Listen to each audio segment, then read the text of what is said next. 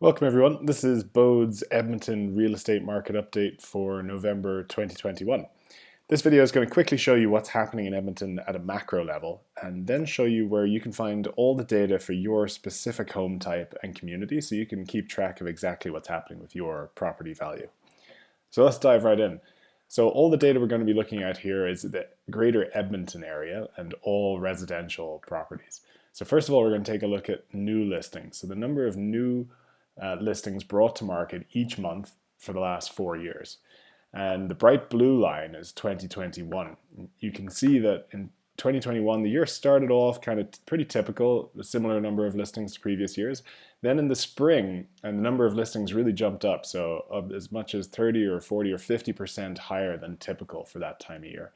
But in the last 4 months, new listings have kind of come back down towards normal. And in October, they were up just 5% versus the average of the 3 previous Octobers. So the number of new listings come back down towards normal for this time of year. And meanwhile, sales are stronger. So early in the year, they were very strong, getting as high as much as twice the number of sales per month as we would typically see in Edmonton. Last 4 months, it has come back down closer to normal, but still up quite a bit. So up 32% in October versus the 3 previous Octobers. So sales are quite strong, and the number of new listings is starting to come back down towards normal, which means the overall supply or total inventory, the total number of homes for sale right now, is down about 14% versus where it would typically be for this time of year. So there's fewer homes for sale, which means there's less choice for buyers, making it a little trickier for buyers, and less competition for sellers, which is good news for sellers. And then if we take a look at months of supply, which tries to combine supply and demand into one metric. So that's looking at, given the total number of homes for sale and given how many homes sell each month, how many months would it take to sell through the total number of homes for sale right now?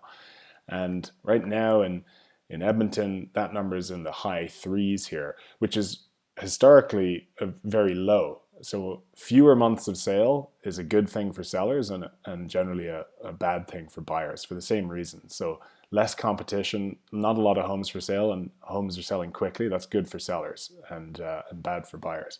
But you can see right now in October, far fewer months of supply than typical for this time of year. So good news for sellers.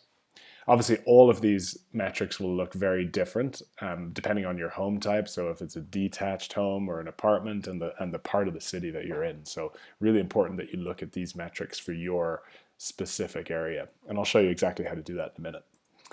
Last thing I want to show you here is just overall Edmonton prices. So this is looking at the benchmark price as well as the price index for the last 15 years. And you can see prices went up quickly in 2007, 2006. Since then, they've kind of been down and up and down again. But in 2021, prices have gone up quite quickly, you can see here.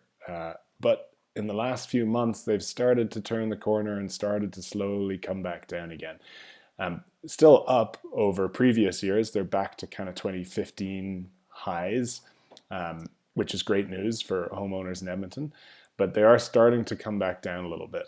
So that makes, I guess, life slightly easier for buyers. Again, this is going to look really different for detached homes or apartments, so you can check out exactly what this price graph looks like for each of those segments in our full market report on the blog section of our website. Also on our website, you've got free access to all the data you could possibly want. So the first tool I'll tell you about is market data. You can find this on our site, bode.ca. So here's where you can see exactly what's happening in your community. So you can choose your specific community and look at all the same kind of supply and demand metrics that we were just looking at, as well as the trends and prices.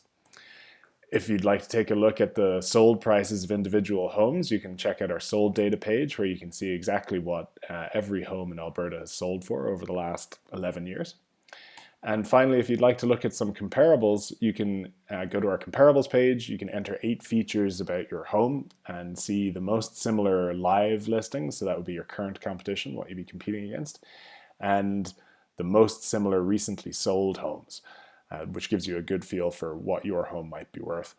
So check out all of that information. It's all available for free over at bode.ca, and we'll see you here again next month. Thanks.